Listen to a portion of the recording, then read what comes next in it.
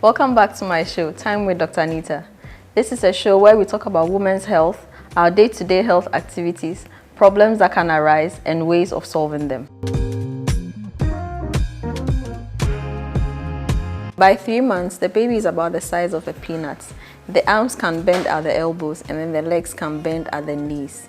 The head is a little bit more erect now, and then at this time also the genitals will start to develop, but it's still too small for us to differentiate between the male and the female. You may have to wait for a few more weeks.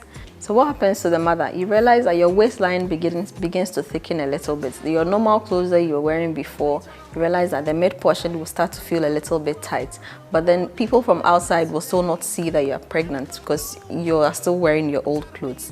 The uterus is about the size of a grapefruit. That's like a big tangerine or a big orange.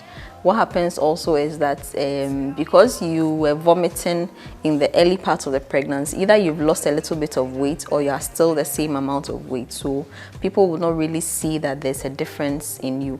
Then you also realize that your toenails and your hair, they seem to grow a little faster than normal. So maybe if at first you were cutting your nails every week, you realize that maybe every 4 or 5 days your nails have grown and you still need to cut, and your hair starts to look more lustrous and more beautiful.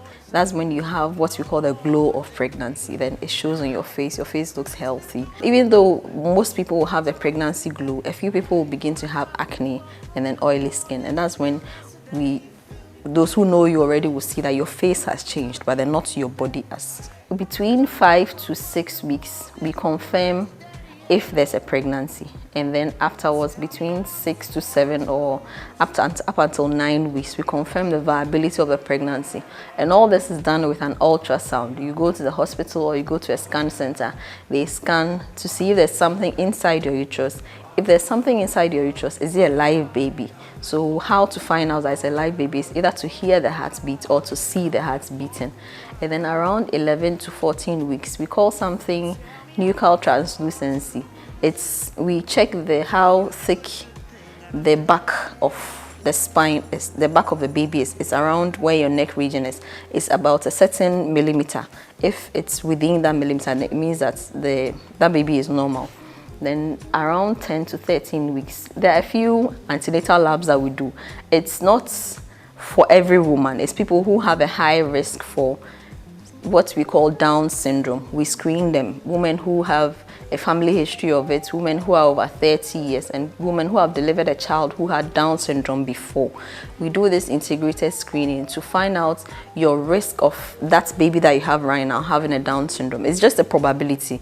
It doesn't mean that the baby has Down syndrome. At this time also, we have something we call antenatal labs.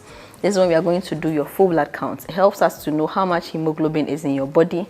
It helps us to know how much of the platelets you have, and if you have what level it is, whether it is good or bad. We also have other parameters in the full blood count which will help us to know whether you have iron deficiency anemia, whether you have other infections which will need to be treated in the pregnancy so that we don't lose our baby. We also have to do your stool to find out if there are any worms inside the stool. For some people, we may do the sugar test, which is the fasting sugar. Those who have other diseases like hypertension and diabetes, we may need to check your liver function. We may need to check your kidney function. And then also, another thing that we need to do is to screen you for HIV, hepatitis B, syphilis, and then other sexually transmitted diseases.